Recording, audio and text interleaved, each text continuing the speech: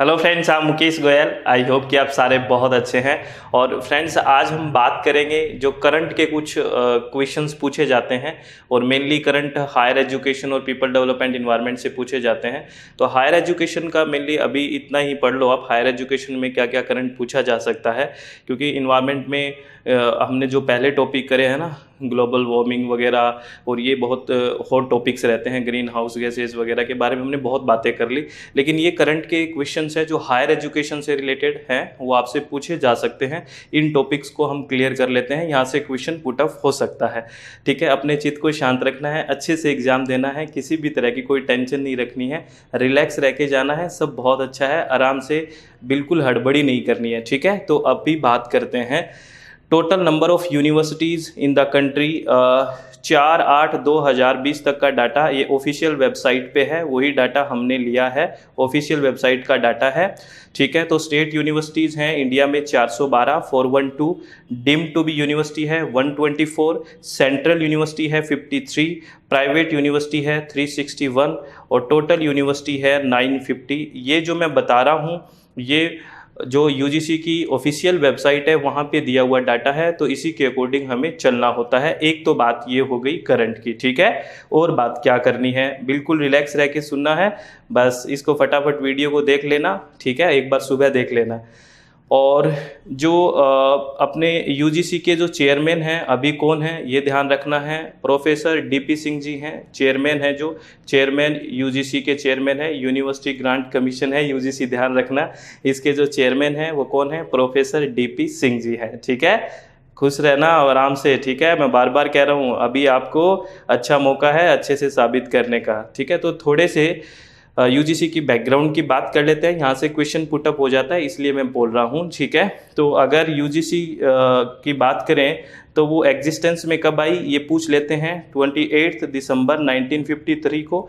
ठीक है, ये करंट की बात नहीं है, लेकिन ये कई बार पूछ लेते हैं तो मैं रिमाइंड करवा रहा हूँ। ठीक है, यूजीसी है वो कब एग्जिस्टेंस में आई, 28 दिसंबर 1953 को। और वो स्टैट्यूटरी ऑर्गेनाइजेशन कब बनी, ठीक है, वो बनी 1956 में, ये ध्यान रखना। ठीक है, स्टैट्यूटरी बॉडी तो बनी 1956 में और एग्जिस्टेंस में आई 28 दिसंबर 1953 में। तो आपसे ये पूछे ना यूजीसी कैसी बॉडी है, तो अभी कैसी बॉडी है, वो स्टैट्यूटरी बॉडी है। ठीक है, ये मैंने बहुत बातें की है, स्टैट्यूटरी क्या होता है, ये सारी बातें पहले वाले कर लिए हुए।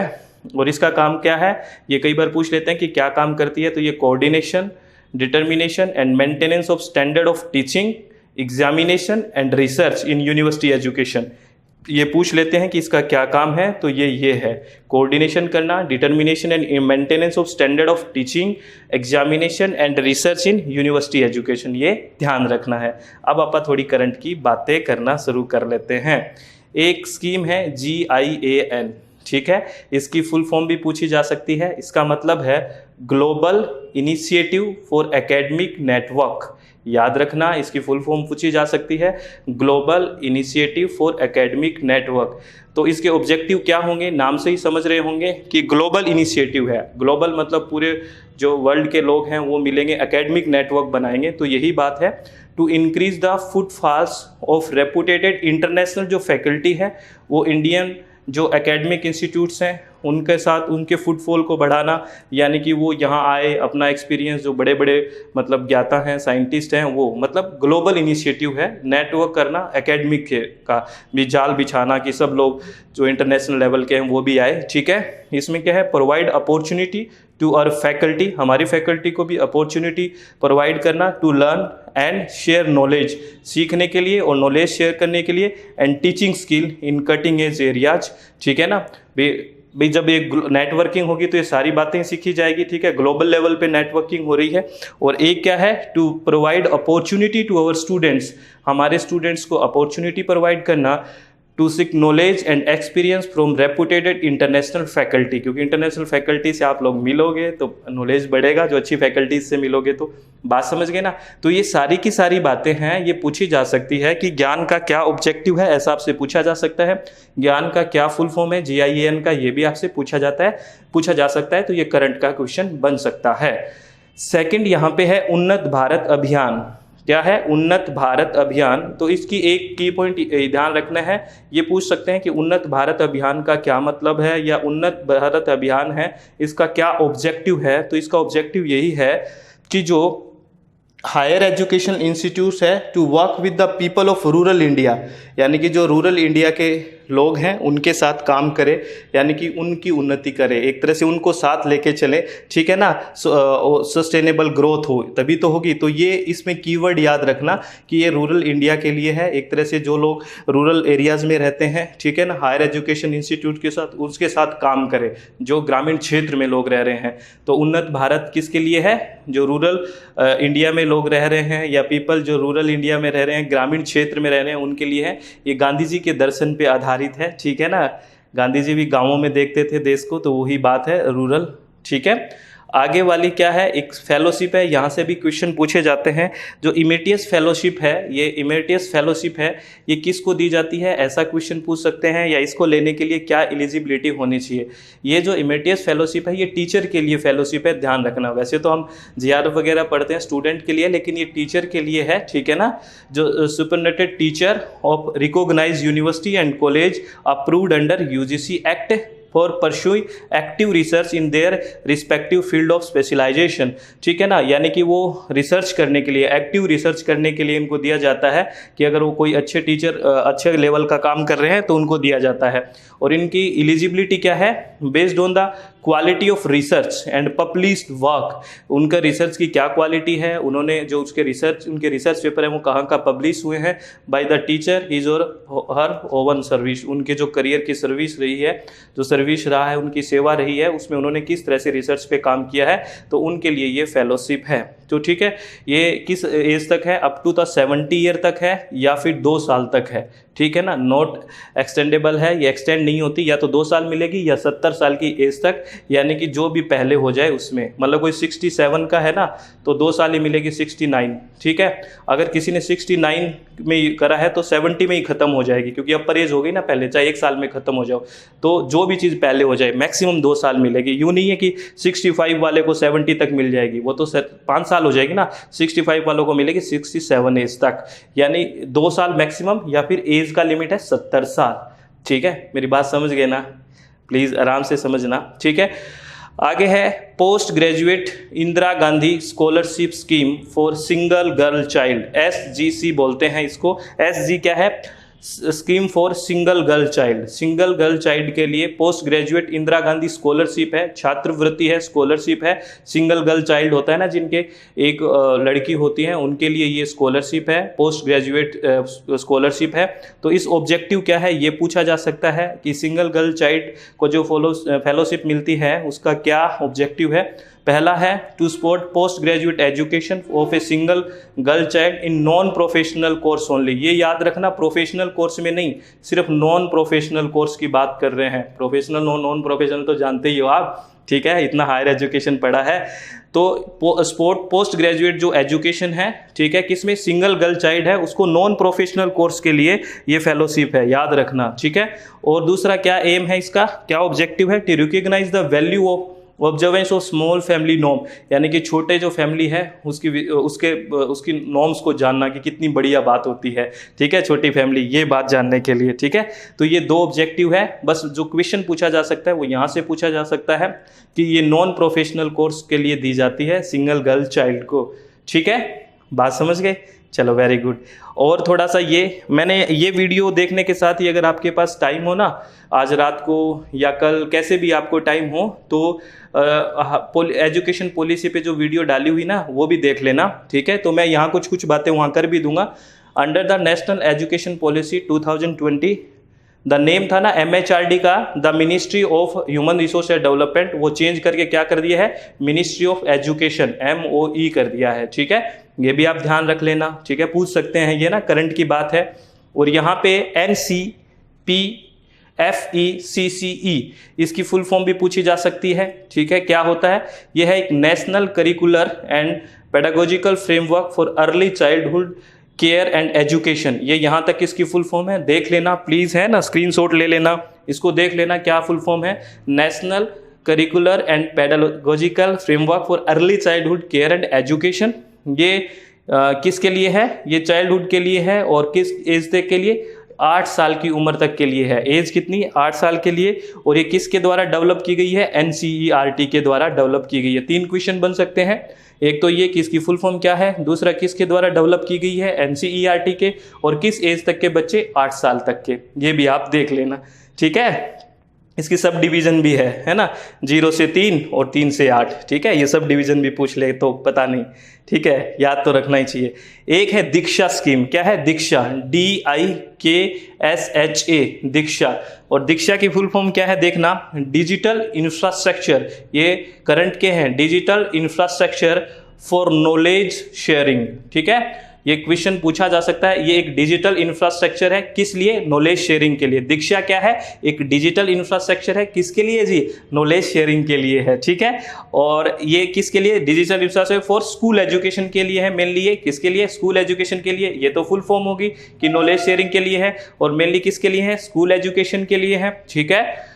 और ये जो स्कीम है, ये एक इनिशिएटिव लिया गया है एनसीईआरटी के द्वारा। ये एनसीईआरटी की फुल फॉर्म है national council of education research and training. NCERT की फुल फॉर्म भी पूछ लेते हैं, ठीक है, तो याद रखना, ठीक है। ये यहाँ तक बात हो गई। आगे बात करते हैं। आगे अगर बात करें friends, GERE gross enrolment ratio से भी क्वेश्चन पूछा जा सकता है कि कितना चल रहा है, क्या टारगेट है, ठीक है। तो GER है, अगर ग्रेड 6 से 8 तक का बात करें, जब तक को अपडेटेड डाटा है, यहाँ के बाद डाटा अपडेट नहीं हुए हैं, तो अभी हमने को यही करना है क्वेश्चन में। अगर GERE की बात करें, ग्रोस इनरोलमेंट रेशियो की बात करें, क्लास 6 से 8 तक है 90.9%। अगर 9-10 की बात करें, ग्रेड 9-10 की बात करें तो 79.3%।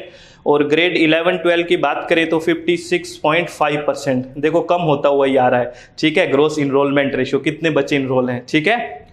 और क्या ध्यान रखना है, ये डाटा याद रखना है, स्क्रीनशॉट ले लेना प्लीज, ठीक है।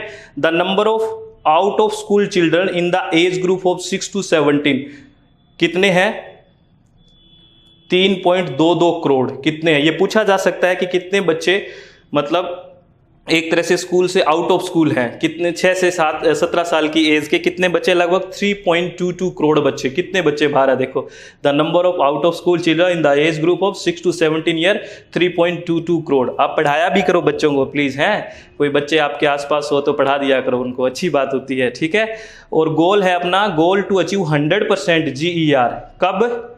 2030 तक। तो ये आपसे पूछा जा सकता है कि हमारा GER का टारगेट 100% कब के लिए रखा गया है? 2030 के लिए रखा गया है। किस में? Pre school and secondary level के लिए, ठीक है ना।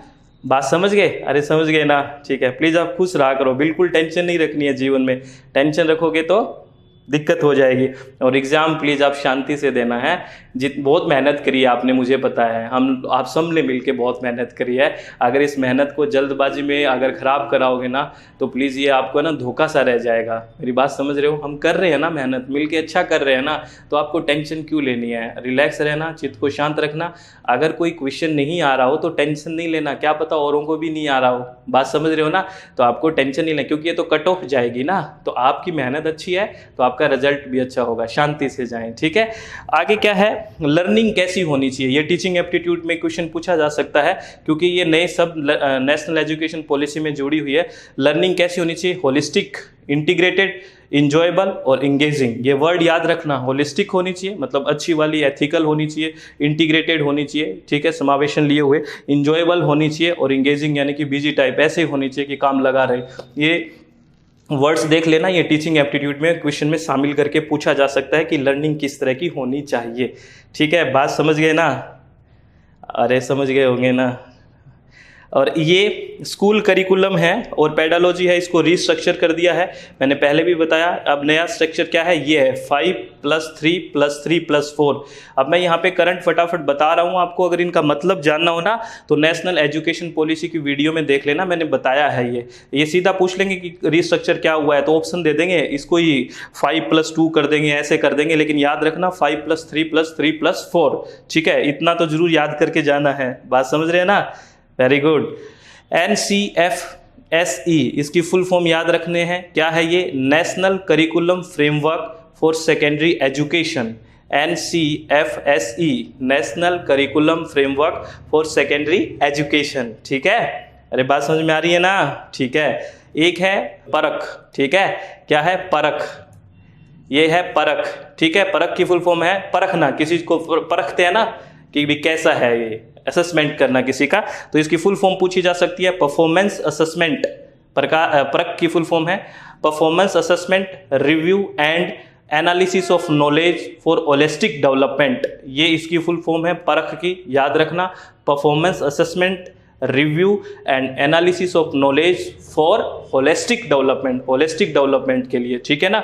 और ये एक प्रपोज सेटअप है national assessment centre as a setting body, किसके अंडर होगा ये, एमएचआरडी के अंडर होगा, और उसका ऑब्जेक्टिव क्या होगा, नॉर्म क्या सेट करना, norms standard and guideline for the student assessment and evolution, ये असेसमेंट और इवोल्यूशन के लिए बनाया गया बॉडी होगा, ठीक है, जो किसके अंडर होगा, एमएचआरडी के अंडर होगा। और परख की फुल फॉर्म क्या होगी ये भी देख लेना, स्कूल बोर्ड ऑफ इंडिया के लिए है, ये ध्यान रखना, recognise school board of India.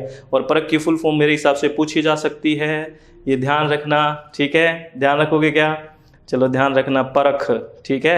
आपकी भी कल परख होगी जिनका एग्ज़ाम है, मतलब जब भी एग्ज़ाम है जिनका ना, तो ये सारे करंट की कुछ बातें थी, मैंने इतना इसलिए बताया कि ये बहुत इंपॉर्टेंट बातें हैं, ज़्यादा टेंशन तो लेनी नहीं है, ठीक है। जितनी बातें हैं ना फटाफट देख लेना इसको एक दो बार, क्या पता एक क्वेश्चन भी अगर आपके पास फंस गया तो ठीक ही है ना, एक क्वेश्चन भी आ गया ना तो अच्छा ही तो है, क्या दिक्कत है, मार्क्स आ जाएंगे, फटाफट देख लेना, कुछ नया मिल जाए और आपको शांति भी मिल जाएगी कि थोड़ा करंट भी देख लिया। कॉन्फिडेंस का मैटर होता है सारा पेपर में, अगर आपका कॉन्फिडेंस अच्छा है, आपका चित्त शांत है, तो पेपर अच्छा हो ही जाता है। आपको कॉन्फिडेंस लाने के लिए आज हम बात कर रहे हैं, थोड़ा करंट पढ़ लिया ना, फिर वरना आप पेपर में जाने से पहले ये सोचते आज करंट नहीं देखा, पता नहीं करंट में क्या छूट गया होगा, करंट में कौन सा क्वेश्चन आ जाएगा। अगर एक भी क्वेश्चन सामने दिख गया और वो नहीं आया तो आपका पेपर खराब हो जाता है, और लगता है करंट आ जाता ना, करंट पढ़ लेते तो मैं सारा पेपर कर देता, ऐसा रहता है। इस तरह से अप्रोच नहीं रखनी है, कोई क्वेश्चन नहीं आए तो कोई बात नहीं, इजी रहना है और ये सोचना है कि हो जाएगा, कि आगे मेरे समझ में आ जाएगा, बिल्कुल टेंशन नहीं लेनी है। आप मेरी बात समझ रहे हैं ना, प्लीज़ आप किसी भी तरह की टेंशन ना लें, है ना, आपसे हाथ जोड़ के रिक्वेस्ट है, हमारी बहुत अच्छी तैयारी है, मैं बार बार बोल रहा हूँ, आप लोग परेशान मत हो, ठीक है। हमने अच्छे से मेहनत की है, अगर आपने ईमानदारी से मेहनत की है तो आपको डरने की कोई ज़रूरत नहीं है, और आपने मेहनत की ही नहीं तो डर किस बात का, समझ रहे हो ना। तो आप आराम से अपने चित्त को रिलैक्स करके पेपर दे के आए, कोई भी किसी भी तरह की टेंशन मन में ना रखें, होगा तो बहुत अच्छा होगा और नहीं भी होगा तो फिर होगा, ऐसी बिल्कुल मतलब ज़्यादा एक्सपेक्टेशन लेके जाते हो ना तब माइंड पे प्रेशर बहुत हो जाता है, ठीक है ना, होगा ही होगा, ऐसे हड़बड़ नहीं करना है, अपने आप को रिलैक्स रखिए, बिल्कुल शांति से पेपर दे के आना। मैं बार बार एक ही बात कह रहा हूँ, प्लीज़ रिलैक्स रहना, प्लीज़ रिलैक्स रहना, ठीक है ना। आपकी बहुत अच्छी तैयारी है और अच्छे से पेपर से पहले अच्छे से नींद लेके जाना है, अच्छे से सो के जाना है, बढ़िया से रिलैक्स होके जाना है, ज़्यादा हबड़ दबड़ नहीं करना है, बढ़िया से जाना है और अपना ख्याल रखें, अपना मास्क साथ लेके जाना है, ठीक है, और प्रॉपर कोई सैनिटाइजर की छोटी बोतल भी ले लेना, ठीक है। जैसे भी आप किसी भी बस में जाएं या किसी भी जाएं तो आप एक डिस्टेंस प्लीज़ मेंटेन करने की कोशिश करना, ठीक है। भूल मत जाना, एग्ज़ाम के चक्कर में अपने हेल्थ को भी थोड़ा ध्यान रखना है अच्छे से, और प्रॉपरली अच्छे से एक मैच्योरिटी के साथ बढ़िया से रिलैक्स होकर पेपर देना है। मेरी तरफ से सभी को आपको ऑल द वेरी बेस्ट, खुशी से जाएं और आपका पेपर अच्छा होगा, ठीक है ना, क्योंकि हमने ईमानदारी से काम किया है। All the very best, thank you, thanks a lot friends, ठीक है, ठीक है।